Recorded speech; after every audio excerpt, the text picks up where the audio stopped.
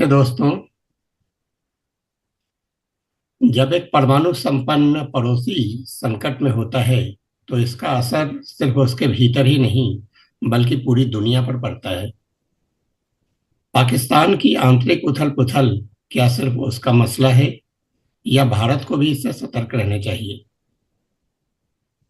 आप सभी का स्वागत है हमारे शो में भारत एंड जियोपॉलिटिक्स। आज हम एक ऐसे ही गंभीर मुद्दे पर चर्चा करने जा रहे हैं जो भारत की सुरक्षा, अर्थव्यवस्था और विदेश नीति से जुड़ा हुआ है। पाकिस्तान की अस्थिरता और उसका भारत पर प्रभाव। और इस जटिल विषय को गहराई से समझाने के लिए हमारे साथ मौजूद है सेवानिवृत्त मेजर जनरल ध्रुव कटोच, भारतीय सेना के वरिष्ठ अधिकारी और रणनीतिक मामलों के विशेषज्ञ। उनके पास दशकों का अनुभव है और उनकी राय भारत की सुरक्षा नीतियों को बेहतर समझने में हमारी मदद करेगी। मेजर जनरल ध्रुव कटोच तीसरी पीढ़ी के भारतीय सेना अधिकारी हैं।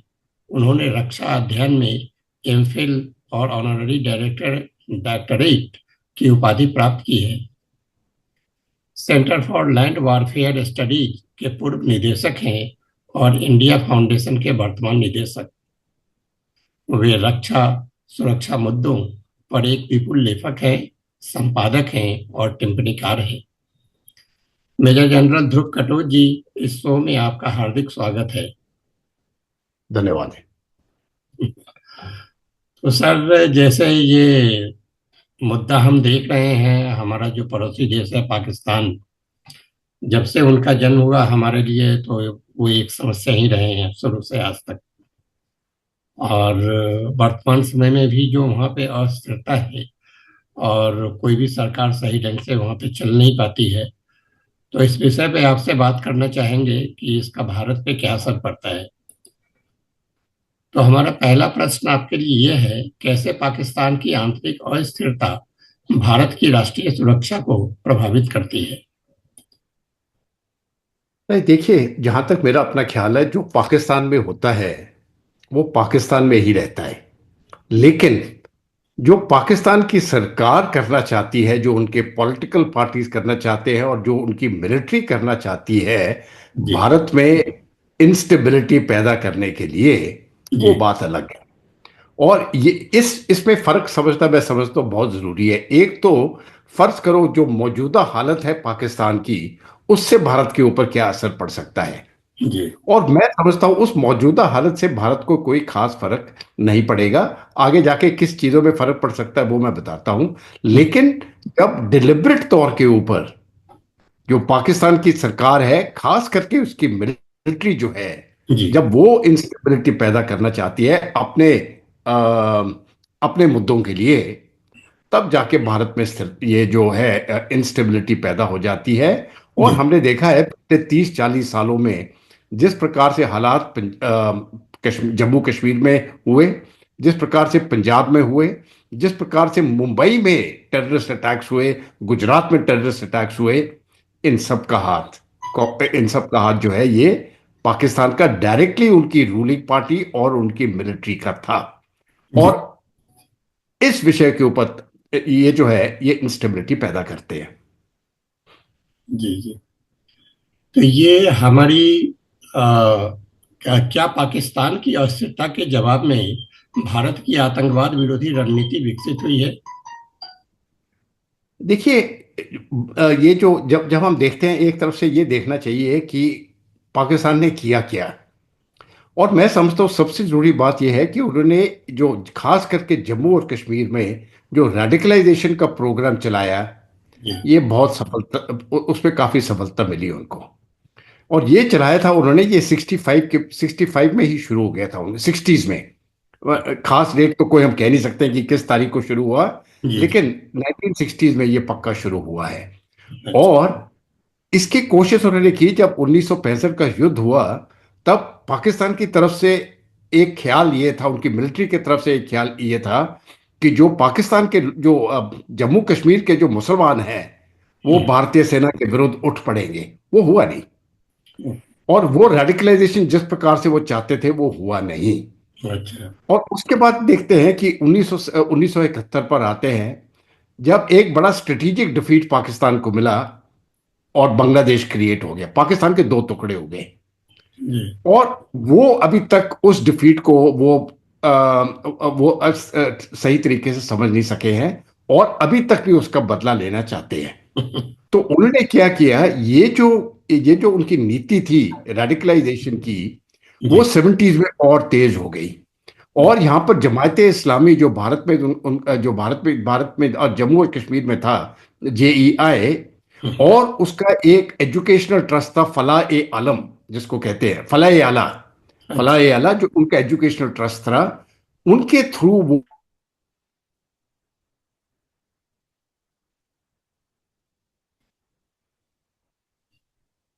पूरा कश्मीर का वो खत्म हो गया। और जो हम्म। मौदूदी का कल्चर था, वो अब कश्मीर में आना शुरू हो गया, और कई कई तेजी पकड़ी इसने।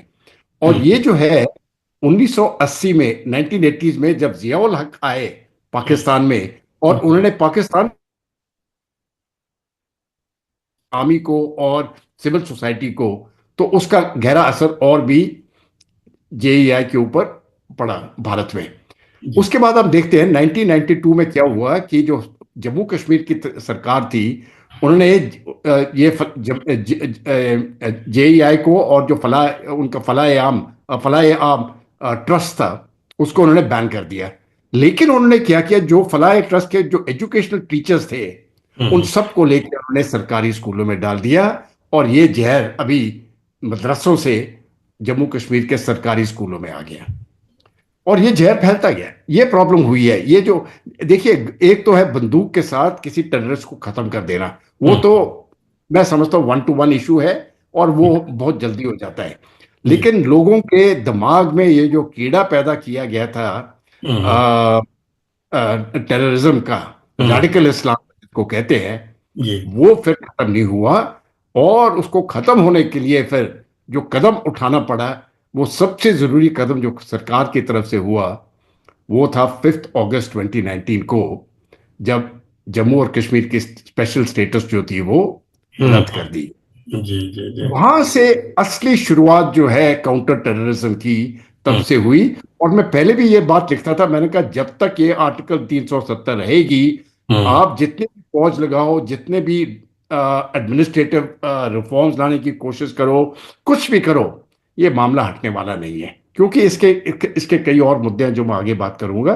जी। लेकिन ये हुई है प्रोग्रेस। और उसके बाद आप देखोगे 2019 के बाद, ये जो मैं मानता हूं कि अभी तक भी इनकाउंटर्स हो रहे हैं, लेकिन बहुत लो लेवल पर। लेकिन जो हाँ हाँ। जिस प्रकार के रेडिकलाइजेशन के मुद्दे चलते थे पहले, जी। स्टोन पेल्टिंग, एक हम्म। टेररिस्ट मर जाता और लाखों की तादाद में लोग सड़कों पे आते, जी। वो सब एकदम खत्म हो गया। पैसा आना खत्म हो गया। जी। तो आइडियोलॉजिकल कंट्रोल था, वो खत्म हो गया। और हम्म। अब जाके पाकिस्तान को दोबारा इसको रिवाइव करने के लिए हम्म। बहुत मुश्किल। तो ऐसी अस्थिर स्थिति में भारत अपनी सीमा सुरक्षा को कैसे सुनिश्चित करता है? देखिए, जहां तक जम्मू और कश्मीर की अगर हम बात करें, तो इसका एक दो तरीके से होते हैं ये। जी। एक तो पूरा, आपको तो मालूम ही है, पूरा जो भारत और पाकिस्तान के बीच में सीमा है, वो पूरा गुजरात से लेके जम्मू कश्मीर तक, ये पूरा फेंस्ड है ये। हम्म। और ये फेंसिंग का मतलब नहीं है कि हमने एक फेंस लगा दिया। वो फेंस जो है वो रोज मेंटेन होता है, और वहां पर BSF उसको गार्ड करती है। जी। लेकिन जब हम जम्मू और कश्मीर में जाते हैं, तो उस फेंस की गार्डिंग जो है, जो बॉर्डर गार्डिंग है, हाँ हाँ। वो भारतीय सेना करती है। वहां पर सेना है, BSF नहीं है। अच्छा अच्छा। जब हम जो लाइन ऑफ एक्चुअल कंट्रोल की बात करते हैं जम्मू कश्मीर में, जी। तो वहां पर भारतीय सेना है। अच्छा। अभी क्या होता है, तो ये है फर्स्ट रंग कि हम इनको अंदर, जो टेररिस्ट है उनको हम अंदर आने नहीं देंगे।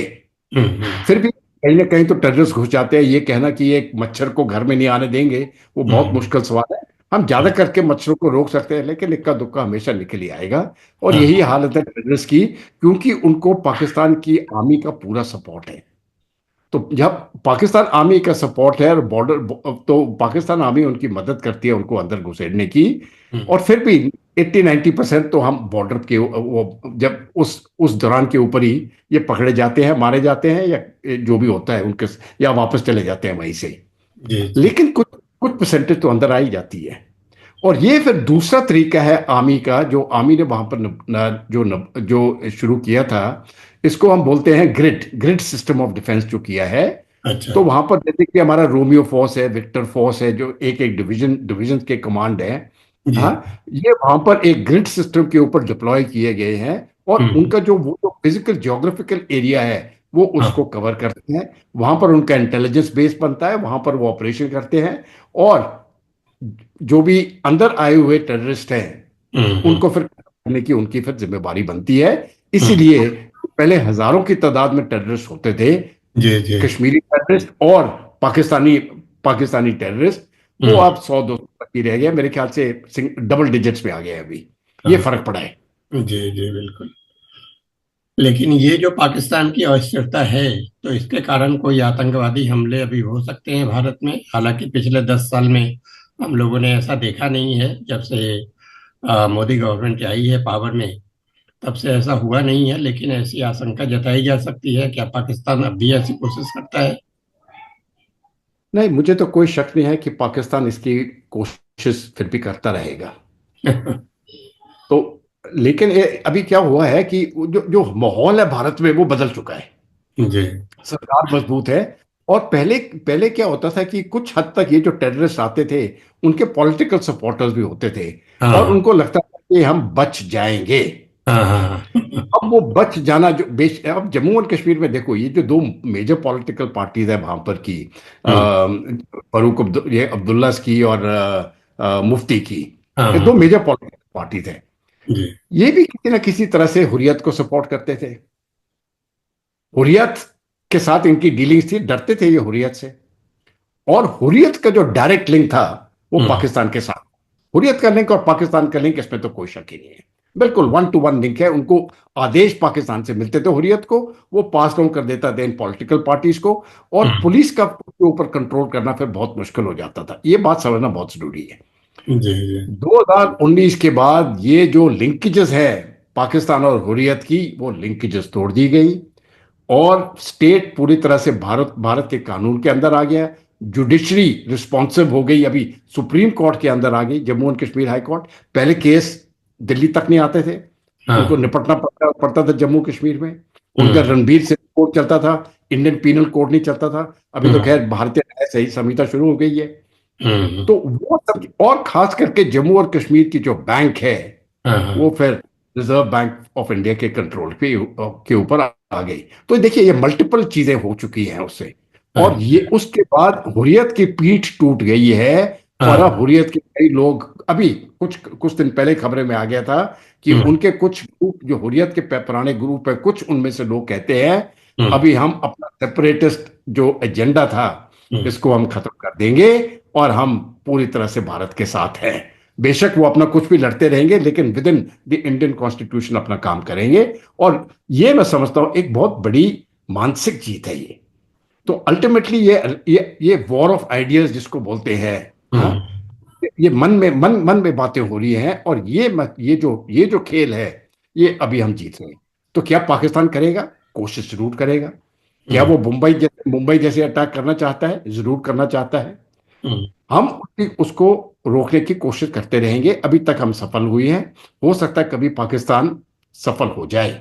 लेकिन अगर इस प्रकार का हमला होता है पाकिस्तान की तरफ से, जी। तो नित्या मोदी सरकार ने साफ कह दिया है उसको हम्म। भुगतना पड़ेगा। वो क्या होगा वो सरकार बताएगी, हमारी हाँ। सेना बताएगी। लेकिन भुगतना पड़ेगा, इसमें कोई शक नहीं है। तो जी। ये भी एक तरह से डेटरेंट हो गया है पाकिस्तान के लिए कि अगर हम्म। छोटे मोटे अटैक करने हैं तो करते रहो, लेकिन अगर कुछ बड़ा करना है तो थोड़ा सोचिए। हम्म। हमारा भी इसके ऊपर बहुत नुकसान हो सकता है। तो आपको क्या लगता है कि ऐसी स्थिति में भारत को पाकिस्तान पाकिस्तान के साथ में कूटनीतिक संबंध बनाने चाहिए, या अभी जो हमारा ये एक सख्त रक्षात्मक रुख जो है, और जो स्ट्रॉन्ग पोस्चर हमने अपनाया हुआ है, उसको कायम रखना चाहिए?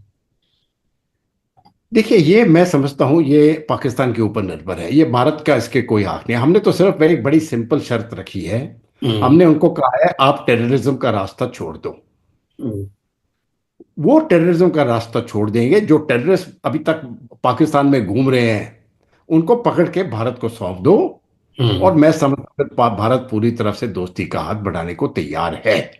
जी। लेकिन जब तक वो टेररिज्म का रास्ता का अपनाता रहेगा, तो जैसे प्रधानमंत्री और external affairs minister, home minister, defence minister, सभी ने ये चीज बात कही है। हम्म। Talk and terrorism can not go together. बातचीत और टेररिज्म कभी एक साथ चल नहीं सकती है। जी। तो ये पाकिस्तान के ऊपर है अभी। जरूरत पाकिस्तान को है।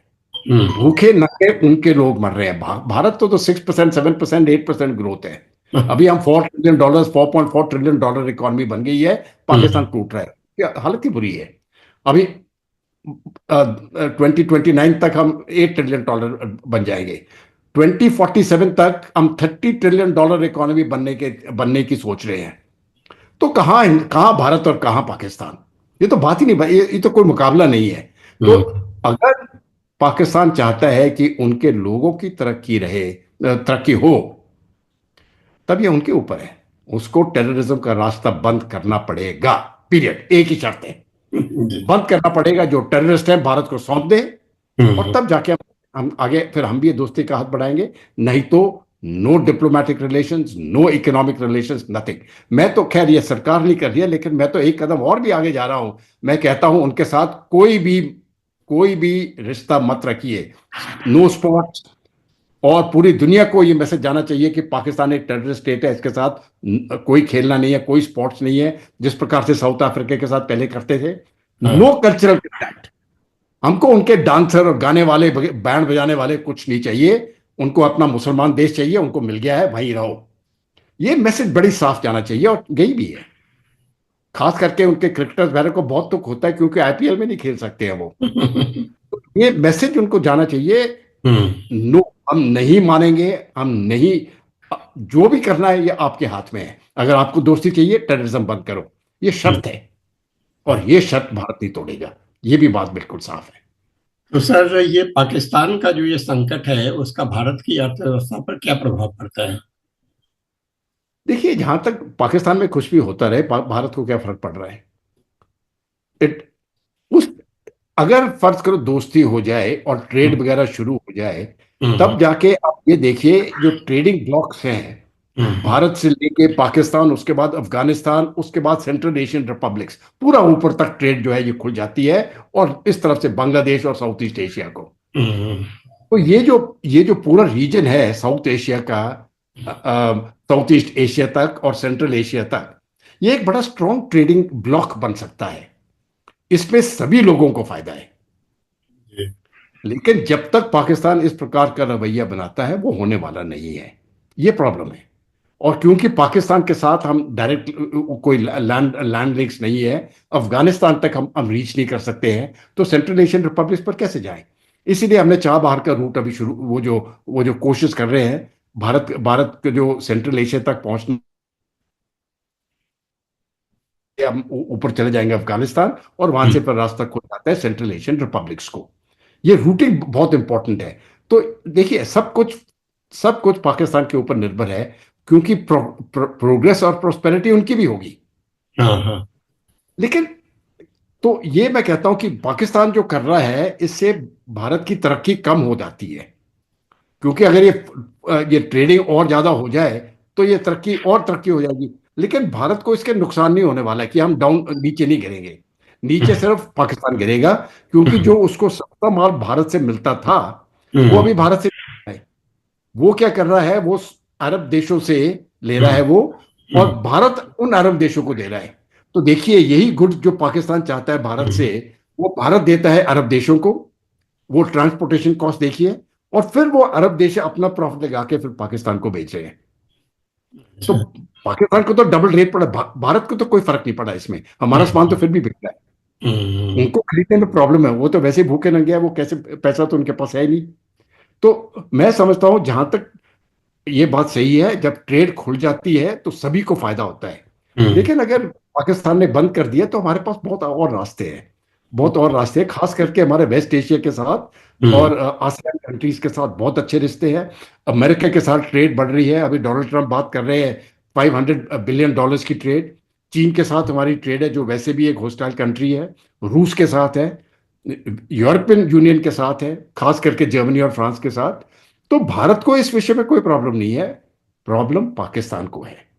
यस, भारत को 10 रुपए के बजाय 11 रुपए मिल जाएंगे, लेकिन पाकिस्तान को तो बहुत ज्यादा फायदा होगा। देखिए हम्म। हमारी बहुत ज्यादा तरक्की थोड़ी सी होगी, और वो भी हम चाहते हैं, ये नहीं कि हम नहीं चाहेंगे, लेकिन पाकिस्तान को टेररिज्म का रास्ता, जैसे मैंने शुरू में बोला, जी उनको जी। ये छोड़ना पड़ेगा। तो आपको क्या लगता है कि इंडिया को ये स्ट्रेटेजिक बेनिफिट ले रहा है इकोनॉमिक फ्रंट पे पाकिस्तान के सिचुएशन के कारण? देखिए, इसमें एक चीज भारत ने, मैं समझता हूँ, बहुत अच्छी की है कि जो पाकिस्तान में हो रहा है हमने इसमें इंटरफेयर नहीं किया है। हम्म। उनको भी पता है, बेशक वो बोलते रहते हैं कि ये भारत की तरह से बलूचिस्तान में प्रॉब्लम हो रहा है, भारत की वजह से जो टेररिस्ट ग्रुप्स हैं, पाकिस्तान तालिबान के तरीके तालिबान पाकिस्तान, जिसको टीटीपी कहते हैं, जो हम्म। खैबर पख्तूनख्वा के इलाके में है, बोलते हैं ये भारत इनको सपोर्ट कर रहा है और अफगानिस्तान इनको सपोर्ट कर रहा है। लेकिन हमारा तो बॉर्डर उनके साथ है ही नहीं, हम्म। बॉर्डर तो उनका अफगानिस्तान के साथ है ना। हम्म। जैसे कश्मीर का बॉर्डर जो है वो हम्म। पाकिस्तान के साथ लगता है, तो हम्म। वो तो डायरेक्टली सपोर्ट करते हैं। अभी भारत किस प्रकार से सपोर्ट करेगा बलूचिस्तान को या टीटीपी को? और वैसे भी हमने टेररिज्म का सपोर्ट कभी दिया नहीं है। तो हम्म। ये जो प्रॉब्लम है ये पाकिस्तान के ही खुद के प्रॉब्लम है। और भारत ने क्या करना है इसमें? ठीक है, वो अपने आप निपटेगा। भारत को उधर खड़पंच बनने की कोई आवश्यकता नहीं है कि हम जाके उधर पाकिस्तान को सुधारें। मैं तो ये कहता हूं, पाकिस्तान को ना तो भारत सुधार सकता है, ना हम्म। तो अमेरिका, ना तो रूस, ना तो चीन। जी। पाकिस्तान को अगर सुधारना है तो सिर्फ पाकिस्तानी लोग सुधार सकते हैं। तो हम्म। वो उनके हाथ में खेल है, वो किस प्रकार से अपनी खेल खेलते हैं वो उनके ऊपर है। लेकिन हम्म। भारत को इसमें कुछ लेना देना नहीं है, और ना तो हमको छेड़खानी करने की आवश्यकता है। वो अपने देश को बर्बाद करने के लिए पूरी तरह से जुटे हुए हैं, और हम तमाशा देखते रहेंगे। वो तो उनके ऊपर है, हमने नहीं कहा ये करो। जी। तो ये पाकिस्तानियों के ऊपर है, उनकी जनता को ये समझना चाहिए। और अगर नहीं समझेंगे तो नुकसान उन्हीं को ही है, तो हमको कोई तकलीफ नहीं है इसमें। तो ये तो उन लोगों का माइंडसेट है जो कहीं ना कहीं उनके धर्म से जुड़ा हुआ है, जो उनको ऐसी शिक्षा देता है और उनके खून में ये चीज बहती रहती है। तो जब तक उनका माइंडसेट चेंज नहीं होगा तब तक कुछ ठीक होगा भी नहीं। ये बिल्कुल सही कहा आपने, क्योंकि बेसिकली रेडिकलाइजेशन जिस प्रकार से पाकिस्तान में सेट हुई है, हम्म। ये जियाउल हक ने बहुत ज़्यादा बढ़ा दी थी 1980s में। हम्म। और इस्लाम को उन्होंने इंस्टीट्यूशनलाइज कर दिया अपने एजुकेशन सिलेबस में। हम्म। लेकिन ये बात कहना गलत है, ये गलत होगा कि शुरुआत वहां से हुई। ये शुरुआत 1948 से ही हुई है, 1947-48 से ही शुरुआत हुई है। लेकिन उस समय पर बड़ा हल्का तौर से करते थे ये। 1980s के बाद तो ये बहुत तेजी पकड़ ली। 50s में भी होता था, अयूब खान ने भी ये चलाया अपना इस्लामियत, क्योंकि हम्म। बहुत चाहती थी कि अगर मिलिट्री और मुल्ला दोनों मिल जाएं तो वो हाँ। पॉलिटिशियंस को कंट्रोल कर सकते हैं। जी। अभी बात ये हो गई है कि यहां तक बात आ गई है कि सिर्फ मुल्लास की बात सुनी जाती है। अगर हम्म। वो बोलते कि इस्लाम ऐसे है तो और कोई कुछ नहीं कर सकता है। और हम्म। देखिए, सबसे बुरी बात ये हुई है, जिस प्रकार से वो इस्लाम को कहते हैं, अब वो बनाना आगे कर रहे हैं, हम्म। वो अपने बच्चों को अलग से रखते हैं। उनकी एजुकेशन जो है, हाँ जो हाँ। अपर सोसाइटी है, उनके अलग से रखी है, ताकि वो जिए और बाकी मरे। हम्म। और जो गरीब लोग हैं उनको बताते हैं आपकी असली जिंदगी जो है, हम्म। आपकी लाइफ जो है, वो मरने के बाद है। जी। तो उनके एक तरह से मोटिवेट कर दिया, आप मर जाओ, हम्म। आपको स्वर्ग मिलेगा, आपको जो जन्नत मिलेगी, और जन्नत में 72 हूरें होंगी। एक तो मैं समझता हूँ स्टैंडर्ड ही बड़ा लो सेट किया है। अगर हाँ वो समझते कि जो जन्नत इस प्रकार से होती है, हाँ। अगर 72 हूरें ही जन्नत है, तो मैं समझता हूँ वो सोसाइटी जो है वो वैसे मर चुकी है। बट ये सोचना है कि वो क्यों, जो जवान है, जो उनके यंग बॉयज हैं, वो हम्म। क्यों मरना चाहते हैं, और वो कहते हैं। और मैंने उन लोगों से, मैं कई लोगों से मिला भी हूं, खास करके वो कहते हैं कि साहब, हमको ये बताया गया था कि अगर हम जान इस जिंदगी में क्या मिला है, अगली जिंदगी में हमको सब कुछ मिल जाएगा। अभी हम्म। अगली जिंदगी किसने देखी है? और अगर अगली जिंदगी में सब कुछ मिल जाएगा तो अब जो मुल्ला है वो खुद क्यों नहीं मरते हैं? हम्म। वो खुद अपने बच्चे को क्यों नहीं मरवाते हैं? ये सवाल भी उनसे पूछना चाहिए। हाँ, बिल्कुल। अगर आप भारत में भी देखें, जो भी हुर्रियत के लीडर्स हैं, हम्म। हुर्रियत के लीडर्स तो अंग्रेजी स्कूलों में पढ़ते हैं, बाहर जाते हैं, हम्म। अपना दारू शराब भी पीते हैं, हाँ, हाँ। लेकिन मरने को बोलते हैं गरीबों को, और उनको बोलते हैं तुमको जन्नत मिलेगी। अरे भाई साहब, जन्नत अगर ऐसे जन्नत मिलती तो तुम हम्म। भी लो ना। तो वो खुद नहीं लेते हैं। तो ये मैं समझता हूँ, ये जो रेडिकलाइजेशन जो है ये पाकिस्तान में, ये बहुत गहराई तक चली गई है। बच्चों को सिखाया जाता है, बच्चों हम्म। को सिखाया जाता है कि हम मुसलमान हैं और हम सबसे अच्छे हैं, ये हिंदू हम्म। काफिर हैं, इनको मारो।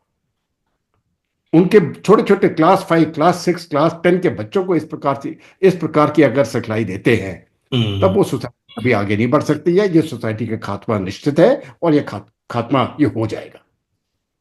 तो ये पाकिस्तान की जो राजनीतिक उथल पुथल है, ये किस तरह भारत की विदेश नीति और वैश्विक स्थिति को प्रभावित करती है?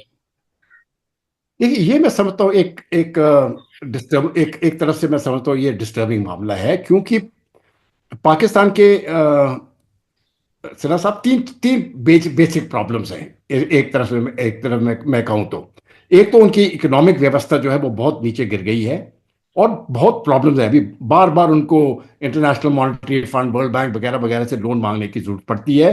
कभी वो सऊदी अरेबिया की तरफ भागते हैं, कभी चीन की तरफ भीख मांगने के चले जाते हैं कि देखिए हमको पैसे दो, हमारी इकोनॉमी बचाओ। और हम्म। ये लगातार चलता जा रहा है। उनकी इकोनॉमिक हालत बहुत बुरी है। उनकी जो जो एक्सपेंसेस है, जो इन्फ्लेशन है, वो बहुत ज़्यादा बढ़ रही है, और लोगों की तंगी उतनी ज़्यादा बढ़ती जा रही है। ये तो एक प्रॉब्लम है। दूसरा प्रॉब्लम उनका ये है, जिस प्रकार से आतंक फैला हुआ है पूरे पाकिस्तान में, बलूचिस्तान में हालत ये हो चुकी है अभी कि उनको जो फौज है, पाकिस्तान की फौज, वहां पर उनका जीना हराम कर दिया है। और कहीं भी जो फौज जाते हैं, उनको ये नहीं मालूम है कि कल क्या हम वापस जिंदा आएंगे, नहीं। खैबर पख्तूनख्वा में देखिए, वहां पर तहरीक तालिबान ने इनके नाक के ऊपर दम कर दिया है। और अभी ये पाकिस्तान कह रहा है कि ये प्रॉब्लम जो है ये भारत कर रहा है और अफगानिस्तान कर रहा है। भारत को इसमें कुछ लेना देना नहीं है, ये उनके इंटरनल मामले है। बलूचिस्तान जो है, जो बलोच लिबरेशन आर्मी है, वो अपनी आज़ादी के लिए लड़ रही है। हम्म। और तहरीक तालिबान पाकिस्तान वो भी चाहता है कि पूरे पाकिस्तान के ऊपर शरिया लॉ लगाया जाए, हम्म। और वैसे भी वो ड्यूरेंट लाइन को मानते नहीं है। तो ये प्रॉब्लम जो है ये उनके इंटरनल प्रॉब्लम्स है। तो ये दोनों प्रॉब्लम मैं समझता हूं पॉलिटिकल एस्टैब्लिशमेंट ठीक कर सकती है। लेकिन तीसरा प्रॉब्लम यहां पर आ जाता है जिसका मैंने जिक्र किया था। और तीसरा प्रॉब्लम उनका यह है कि पॉलिटिकल इंस्टेबिलिटी है पाकिस्तान में। और ये पॉलिटिकल इंस्टेबिलिटी तब हुई जब इन्होंने इमरान खान को बंद कर दिया। अभी मैं नहीं कहता हूं कि इमरान खान एक बहुत ग्रेट लीडर है, मोदी के कैलिबर क्या है समथिंग, वो तो बिल्कुल मेरे अपने विचार से इमरान खान एक बड़ा एवरेज, बिलो एवरेज लीडर है। लेकिन पाकिस्तान की जनता उसको चाहती थी और चाहती है। और अगर अभी इलेक्शन होंगे तो इमरान खान जीतेगा। तो वो अच्छा है या बुरा है इसका कोई मतलब नहीं है हमें। आप फेयर इलेक्शन करो, इमरान खान जीतेगा। हम्म। और अगर इमरान खान जीत गया तो पाकिस्तानी सेना को यह डर है, उनको दबा देगा ये। तो जो पाकिस्तान सेना जिस प्रकार से अपना जोर लगा रही है, to remain at the top of the political establishment जिसको कहते हैं, कि बेशक पावर में नहीं है लेकिन रूल तो वही कर रहे हैं। उनको यह डर है कि फिर वो साइडलाइन हो जाएंगे, और वो इमरान खान को अंदर नहीं आने देंगे, जेल में रखा है। और ये जो उसके कारण ये जो पॉलिटिकल इंस्टेबिलिटी पैदा हुई है, ये बाकी दो चीजों को का रास्ता हल ढूंढने के लिए नहीं लाती है। सोल्यूशन होगा पॉलिटिकल। और जब आपकी पॉलिटिक्स ही डिस्टेबलाइज है, तो आप अपनी इकोनॉमी और इंटरनल सिक्योरिटी को ठीक नहीं कर सकते हैं। और ये है पाकिस्तान का प्रॉब्लम इस समय पर। ये आगे वाले दिनों में आप देखोगे ये ठीक होने वाला नहीं है। अच्छा। तो मतलब कि पाकिस्तान का जो अभी सिचुएशन है, इससे भारत के जो रिलेशन है अमेरिका और चीन के साथ, इस पर किसी तरह का इम्पैक्ट पड़ता है क्या? नहीं, ये भारत ने अपने सभी रिलेशन डीएफिनेटेड कर दिए हैं। हम्म। अभी भारत किस प्रकार से अपने रिलेशन पाकिस्तान के रखता है, इसके अमेरिका और चीन के साथ कोई संबंध नहीं है। हम्म। लेकिन चीन और पाकिस्तान के रिलेशन पहले से ही बहुत मजबूत थे। हम्म। और उनका एक कारण है, चीन चाहता है कि पाकिस्तान भारत को डिस्टेबलाइज करता रहे। ये तो चीन का मुद्दा है। मैं देखिए, ये बड़े पाव गेम्स होते हैं ये हम्म। मैं नहीं समझ, चीन जो है वो गलत कर रहा है, वो अपने देश के लिए कर रहा है। हम्म। हमने जिस प्रकार से काउंटर करना है, हम अपनी तरह से उसको काउंटर करेंगे। जी। लेकिन चीन और पाकिस्तान के स्ट्रेटेजिक रिश्ते हैं, इकोनॉमिक रिश्ते हैं, और बहुत ज्यादा और भी रिश्ते हैं। और चीन जो चाइना पाकिस्तान इकोनॉमिक कॉरिडोर बन रहा है, या कई सालों से बनता आ रहा है, हम्म। वहां पर वो जोर दे रहा है। प्रॉमिस किया तो उन्होंने $55-60 बिलियन लगाने के लिए। कई कई हद तक वो पैसा खर्च हो चुका है, लेकिन ये जो इंस्टेबिलिटी हो रही है पाकिस्तान में, उसके कारण वो सीपैक कभी सफल नहीं होगा। बात खत्म है, ये कभी अच्छा। सफल नहीं होगा। तो ये चीन अभी तक भी कोशिश कर रहा है पाकिस्तान को संभालने की। पाकिस्तान अपने रिश्ते, और चीन का मकसद यह है कि भारत को डाउन रखे। हम्म। चीन चाहता है वो सिर्फ एक सोल सुपर पावर रहे एशिया में, भारत उसका कंपेटिटर है। तो भारत को कैसे डाउन करे, वो पाकिस्तान को अंदर ले आते हैं। जी जी जी। ये उनके स्ट्रेटेजिक लेकिन जहां तक भारत की बात है, हमारे बहुत अच्छे रिश्ते हैं अरब देशों के साथ। और देखिए, जहां तक आप सऊदी अरेबिया की बात करो, ईरान की बात करो, कुवैत वगैरह, जो भी यू नो जो मुस्लिम कंट्रीज हैं वेस्ट एशिया में, हम्म। उनके रिश्ते भारत के साथ बहुत मजबूत हैं, पाकिस्तान के साथ नहीं। उनको भी दिखता है कि क्या हो रहा है। सो ये हमने अपनी रिलेशनशिप बिल्कुल ठीक रखी है। पाकिस्तान में जो होता है वो होता हम्म। रहेगा। इससे हम्म। हमें कोई, मैंने आपको बताया, कोई फर्क नहीं पड़ेगा। हम्म। रिश्ते अच्छे हो जाएंगे तो दोनों देशों का फायदा है। अगर अच्छे नहीं होंगे, पाकिस्तान को नुकसान है, भारत को कोई खास फर्क नहीं पड़ेगा। तो हमारे पास अभी से 5 मिनट का समय बचा है और एक प्रश्न और है हमारे पास। क्या पाकिस्तान का आंतरिक पतन भारत के लिए शरणार्थी का संकट पैदा कर सकता है? सिन्हा साहब, ये सबसे प्रॉब्लम चीज है भारत के लिए। और ये मैं 10 साल पहले, ये पहले मैंने स्टेटमेंट ये दिया था कि भारत को पाकिस्तान की तरफ से टेररिज्म से कोई प्रॉब्लम नहीं है, उनके मिलिट्री से कोई प्रॉब्लम नहीं है।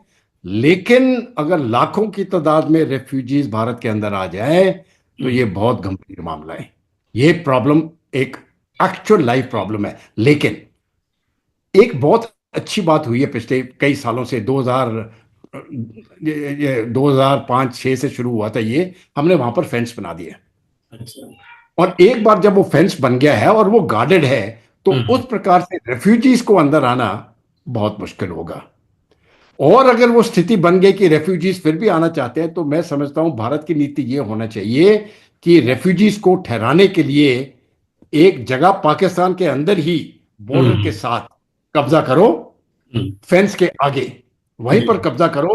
और हम्म। लाखों की तरह से सिंध में या कहीं पर भी आपने करना है, और या 2 या 3 कैंप बनाओ, और वहां पर उन शरणार्थियों को रखो, और वहां पर यूएन को भी अंदर ले आओ। लेकिन अंदर उनको हम आने नहीं देंगे। हम्म। इसी के समय पर तकरीबन 1 या 2 करोड़ लोग बोलते हैं बांग्लादेशी अंदर घुस घुस गए हैं भारत में। और ये पिछले 40-50 सालों से चलता आ रहा है मामला। हमको भी उनको निकालना है। तो हम्म। पाकिस्तानी मुसलमान को हम अंदर आने नहीं देंगे किसी भी हालत पे। उनके पास अपना देश है, उनके देश की प्रॉब्लम उनका काम है उसको हल करने की। और ये हमको इस चीज का बहुत ख्याल रखना है कि ये जो फेंस है, इसको मजबूत रखिए। जो बॉर्डर सिक्योरिटी फोर्स उसको गार्ड कर रही है, उसको सेंसिटाइज करिए इस प्रकार के खतरे की, क्योंकि ये सबसे बड़ा खतरा मैं समझता हूं इस समय पर है। और अगर जरूरत पड़े तो जो कैंप्स बनाए थे, जैसे 1971 में हमने असम और कई जगह पर कैंप बनाए थे इन रेफ्यूजीज के लिए, बांग्लादेशी रेफ्यूजीज के लिए, उसी प्रकार से कैंप बनाओ। लेकिन इस बार कैंप भारत के अंदर नहीं, पाकिस्तान के अंदर होना चाहिए। भारतीय सेना उसको जाके गार्ड करे, नेशनल इंटरनेशनल फोर्सेस को अंदर लाए, ताकि उनके साथ कोई और इंटरनेशनल फोर्सेस पर जाके उनकी रक्षा करे। और ये भारत वहां पर सपोर्ट देगा। तो ये मैं समझता हूं उसका हल करने का एक तरीका होगा। जी। लेकिन खतरा, जैसे आपने कहा, ये बड़ा लाइव खतरा है और ये हो सकता है। अच्छा अच्छा। तो अभी जो पाकिस्तान में जिस तरह के हालात चल रहे हैं काफी दिन से, आपको लगता है कि वहाँ सिविल वॉर हो सकता है? और मुझे कोई शक नहीं है कि वहां पर सिविल वॉर की हालत है और हो सकता है। सिविल वॉर की हालत आ रही है, और इसीलिए ये जो आपने रेफ्यूजीज की बात की है, ये मैं हम्म। समझता हूँ ये भी ये खतरा है, वो ये सिविल वॉर के साथ लिंक्ड है। खास करके रेडिकल इस्लाम के साथ लिंक्ड है। क्योंकि अगर पाकिस्तान एक इस्लामिक देश बन जाए अफगानिस्तान की तरह, तब ये हम्म। रेफ्यूजीज का मूवमेंट और तेज हो जाएगा। और इसीलिए इनको रोकने के लिए पाकिस्तान की ही जगह कब्जा करना पड़ेगी, और वहीं पर इन शरणार्थियों को रखना पड़ेगा। तो दोस्तों, जैसा कि हमने आज की चर्चा की, पाकिस्तान की अस्थिरता केवल उसका संकट नहीं है, बल्कि यह भारत के लिए भी एक रणनीतिक चुनौती है। राष्ट्रीय सुरक्षा, आर्थिक प्रभाव और कूटनीतिक नीतियों को लेकर भारत को सतर्क रहना होगा। लेकिन सवाल यह है, क्या भारत को पाकिस्तान से निपटने के लिए कड़ा रुख अपनाना चाहिए, या बातचीत करनी चाहिए, या फिर खुद को तैयार करना चाहिए? हमारे विशेष अतिथि मेजर जनरल ध्रुव कटोच जी ने बहुत ही अच्छे सुझाव दिए आज। उनका हार्दिक धन्यवाद, उन्होंने हमें इतने महत्वपूर्ण विषय पे अपनी गहरी समझ से मार्गदर्शन किया। और आप सभी दर्शकों से अनुरोध है कि अगर आपको ये चर्चा पसंद आई तो आप हमारे चैनल को सब्सक्राइब करें, वीडियो को लाइक करें और शेयर करें। और अगर आपकी कोई राय है तो हमसे साझा करें, हम उसका उत्तर देंगे। क्या भारत को पाकिस्तान की अस्थिरता का फायदा उठाना चाहिए या सतर्क रहना चाहिए? अपनी राय जरूर दीजिए। तो ध्रुव कटोच जी, मैं आपसे अगले एपिसोड में फिर मिलूंगा। तब तक के लिए जय हिंद। जय